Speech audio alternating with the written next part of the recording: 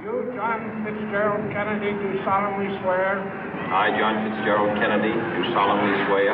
That you will faithfully execute the office of President of the United States. That I will faithfully execute the office of President of the United States. And will, to the best of your ability. And will, to the best of my ability. Preserve, protect, and defend the Constitution of the United States. Preserve, protect, and defend the Constitution of the United States. So help you God. So help me God.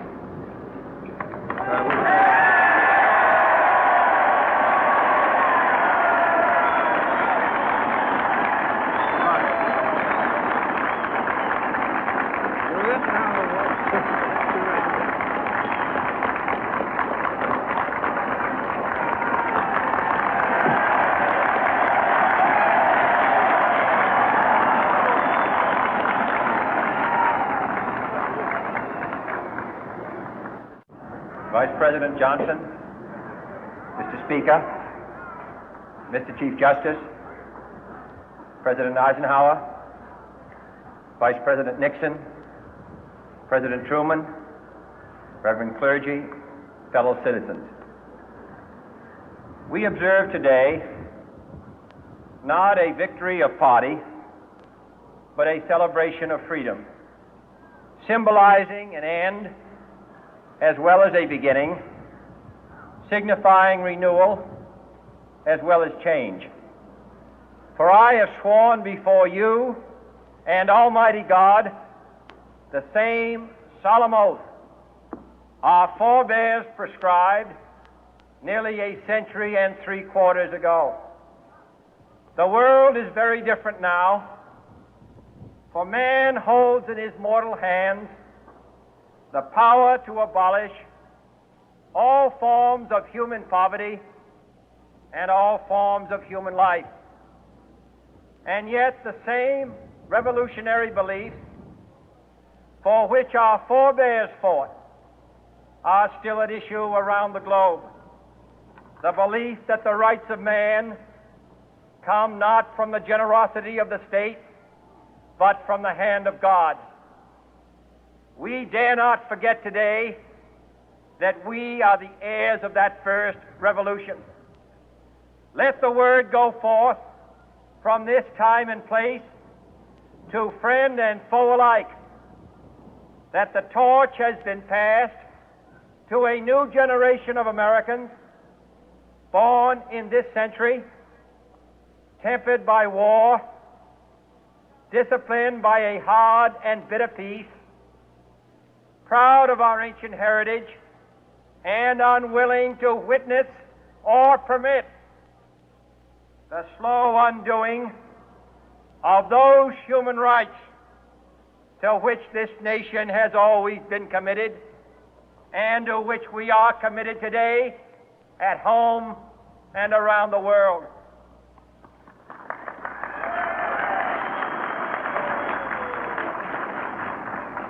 Let every nation know, whether it wishes us well or ill, that we shall pay any price, bear any burden, meet any hardship, support any friend, oppose any foe to assure the survival and the success of liberty.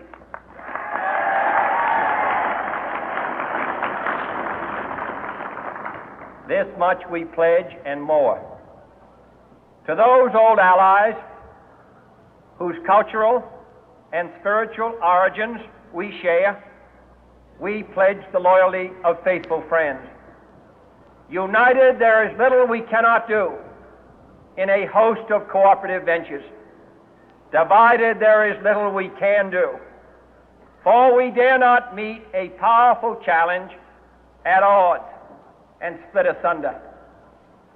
To those new states whom we welcome to the ranks of the free, we pledge our word that one form of colonial control shall not have passed away, merely to be replaced by a far more iron tyranny. We shall not always expect to find them supporting our view, but we shall always hope to find them strongly supporting their own freedom, and to remember that in the past, those who foolishly sought power by riding the back of the tiger ended up inside.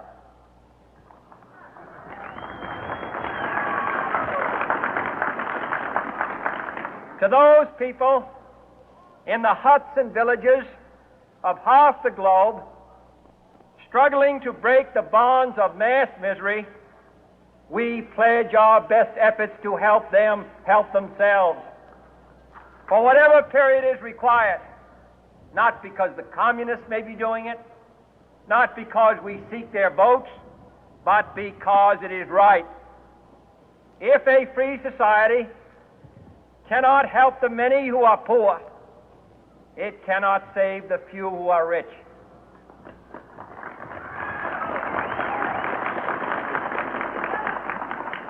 To our sister republics south of our border, we offer a special pledge to convert our good words into good deeds, in a new alliance for progress, to assist free men and free governments in casting off the chains of poverty.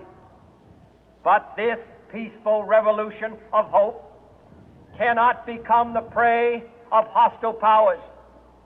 Let all our neighbors know that we shall join with them to oppose aggression or subversion anywhere in the Americas. And let every other power know that this hemisphere intends to remain the master of its own house.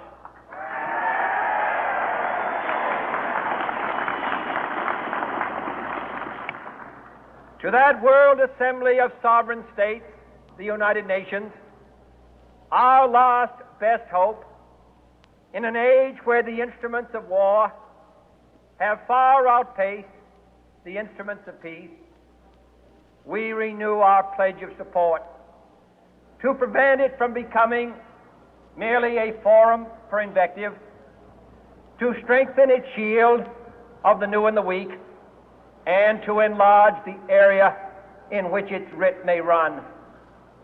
Finally, to those nations who would make themselves our adversary, we offer not a pledge, but a request that both sides begin anew the quest for peace.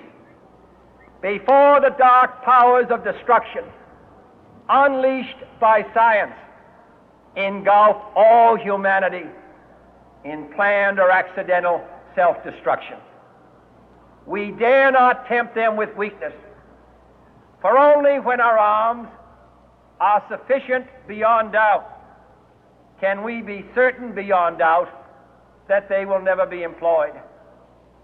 But neither can two great and powerful groups of nations take comfort from our present course, both sides overburdened by the cost of modern weapons, both rightly alarmed by the steady spread of the deadly atom, yet both racing to alter that uncertain balance of terror that stays the hand of mankind's final war.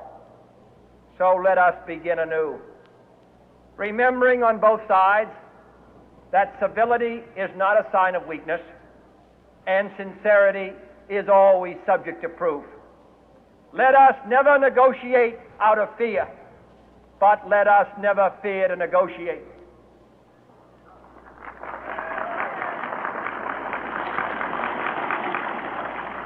Let both sides explore what problems unite us, instead of belaboring those problems which divide us. Let both sides, for the first time, formulate serious and precise proposals for the inspection and control of arms, and bring the absolute power to destroy other nations under the absolute control of all nations.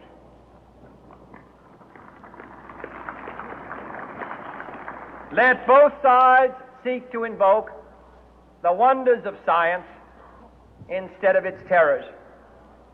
Together, let us explore the stars, conquer the deserts, eradicate disease,